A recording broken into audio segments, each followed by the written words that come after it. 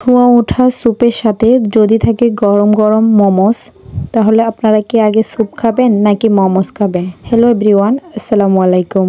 আশা করছি আপনারা সবাই অনেক বেশি ভালো আছেন। তো আমি আপনাদের সাথে আজকে একেবারে ভিন্ন উপায়ে একটা মোমো স্যুপের রেসিপি শেয়ার করতেছি। এটাকে কেউ সুপি মোমো বা মোমোর স্যুপ বলে থাকে। শীতের সন্ধ্যায় বিকেলে স্ন্যাক্স হিসাবে এই চাইনিজ আইটেমটা দারুণভাবে কিন্তু জমে যায়। খুবই লোভনীয়, দেখতে খুবই সুন্দর এবং খেতেও খুবই সুস্বাদু একটি স্ন্যাক্স হতে পারে। খুবই সিম্পল এতে দেখানোর চেষ্টা করব।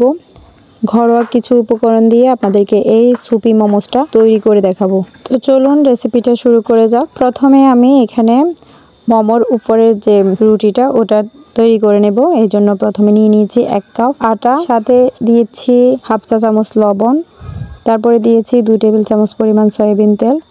এবার এগুলোকে একটু একসঙ্গে ভালোভাবে মিশিয়ে নিচ্ছি।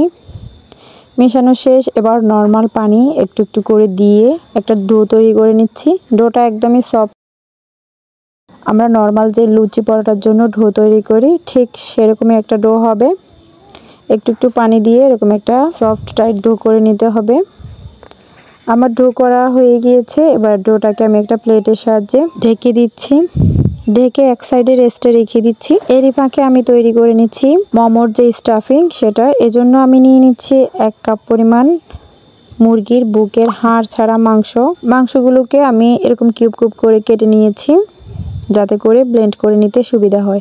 আপনারা চাইলে এগুলোকে শিলপাটায়ও কিন্তু একেবারে ফিশে বেটে নিতে পারেন, তাতেও কিন্তু কিমা রেডি হয়ে যাবে। তারপরে ব্লেন্ড করে নেওয়া হয়ে গেল। এবার ব্লেন্ড করা মাংসের মধ্যে দিয়ে দিচ্ছি 2টা কাঁচামরিচ চিকন করে কুচি করে নেওয়া, একটা ছোট সাইজের পেঁয়াজ কুচি, এবং দিয়ে দিচ্ছি হাফ চা চামচ আদা বাটা, হাফ চা চামচ রসুন বাটা এবং 1 টেবিল চামচ পরিমাণ সয়া সস। আর দিয়ে দিচ্ছি হাফ চা চামচ লবণ। যেহেতু সয়া সসে লবণ আছে তাই এখানে আমি লবণটা একটু কমিয়ে দিয়েছি স্বাদ মতো। এবার এগুলোকে চামচের সাহায্যে ভালোভাবে মিক্স করে নিচ্ছি। আপনারা চাইলে হাত দিয়েও ভালোভাবে মেখে মিশিয়ে নিতে পারেন। এবার কিমাটা যেহেতু রেডি, এটাকে এক সাইডে রেখে আমি চলে যাচ্ছি ডোয়ে। রেস্টে রাখা ডোটাকে নিয়ে এবার এটাকে আরেকটু ভালোভাবে মথে নিচ্ছি। মথে এখান থেকে রুটির সাইজ করে নিয়ে ডোগুলোকে আমি একটা রুটির শেপ দিয়ে নিচ্ছি। এভাবে বেলুন দিয়ে বেলে একদমই রুটির মতো পাতলা করে বেলে নিচ্ছি। রুটির মতো পাতলা করে বেলে নেওয়া হয়ে গেলে এবার এখানে আমি হরলিক্সের বয়ামের যে মোখা আছে ওই মোখাটা নিয়ে নিয়েছি। আপনারা চাইলে কুকি কাটারও ব্যবহার করতে পারেন, ওটা দিয়েও কিন্তু সুন্দর করে কেটে নেওয়া যাবে এভাবে গোল শেপ করে। তো আমি এখানে হরলিক্সের বয়ামের মোখাটা ব্যবহার করছি, আর সেটা দিয়ে এভাবে ছোট ছোট করে রুটি কেটে নিচ্ছি। সবগুলো রুটি এভাবে কেটে নিব, কিন্তু রুটিগুলো রাখার সময় অবশ্যই খেয়াল রাখতে হবে এখানে যাতে বারবার কিছুটা করে আটা ছিটিয়ে দেওয়া হয়, নয়তো কিন্তু রুটিগুলো একটার সাথে একটা লেগে যেতে পারে। এবার সবগুলো রুটি বেলে নেওয়া হয়ে গেলে এখান থেকে একটা রুটি নিয়ে আমি দেখুন রুটির মধ্যখানে দিয়ে দিচ্ছি 1 চা চামচ পরিমাণ কিমা মাছ বরাবর দিয়ে এবার 2 সাইড থেকে যে মাঝের অংশটা আছে এটা টেনে কিন্তু আমি সিল করে দিচ্ছি যাতে খুলে না যায়। এবার বিপরীত পাশেও দেখুন 2টা সাইড কিন্তু এখনো ওপেন রয়ে গেছে। এবার তার মাঝখান থেকেও আমি এনে মাঝের যে অংশটা আগে জুড়ে দিয়েছিলাম ঠিক সে একই জায়গায় এই 2টা অংশ জুড়ে দিচ্ছি। আর 4 কোণায় যে মাথাটা বেরিয়েছে ওগুলোকে হালকা করে একটু জুড়ে দিচ্ছি চেপে চেপে, যাতে ভিতর থেকে কিমাটা বেরিয়ে না আসে বা খুলে না যায়। দেখুন রেডি হয়ে গেল আমার কিন্তু একটা মোমো। এটা একদম সহজ একটা মোমো শেপ। আপনারা চাইলে যে কোনো শেপে মোমো তৈরি করে নিতে পারেন।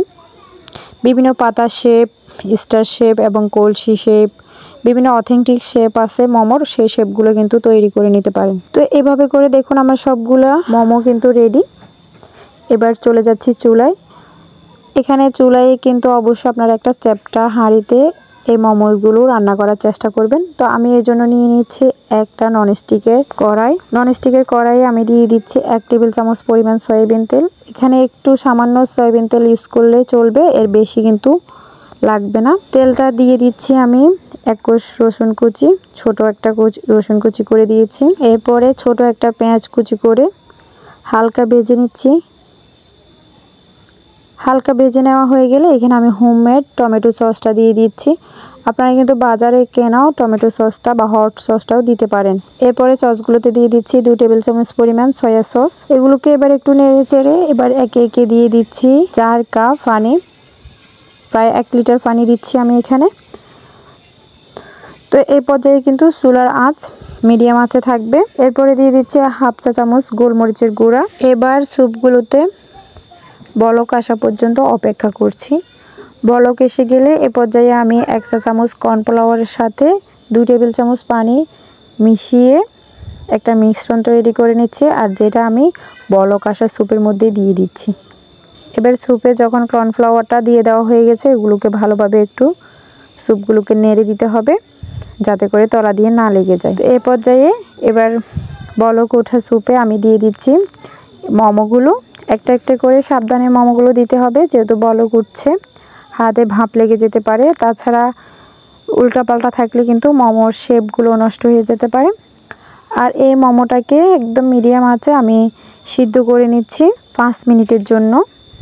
5 মিনিটে কিন্তু এই ভিতরের কিমাটা কিন্তু মোমোসে কুক হয়ে যাবে।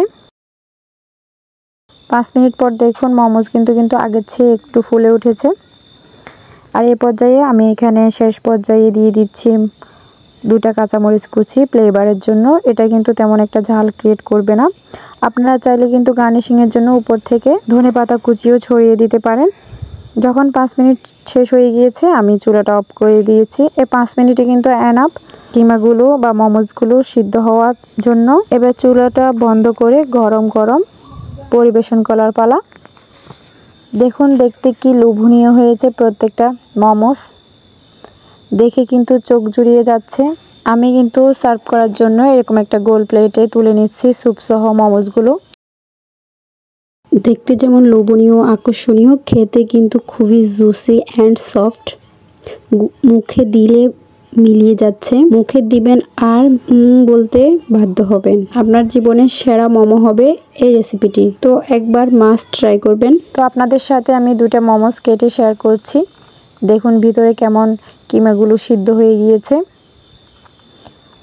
তো আশা করছি আমার রেসিপিটি আপনাদের কাছে ভালো লেগেছে। ভালো লাগলে like, comment, share and subscribe করে আমার চ্যানেলের পাশেই থাকবেন। সবাই অনেক বেশি ভালো থাকবেন। আল্লাহ হাফেজ।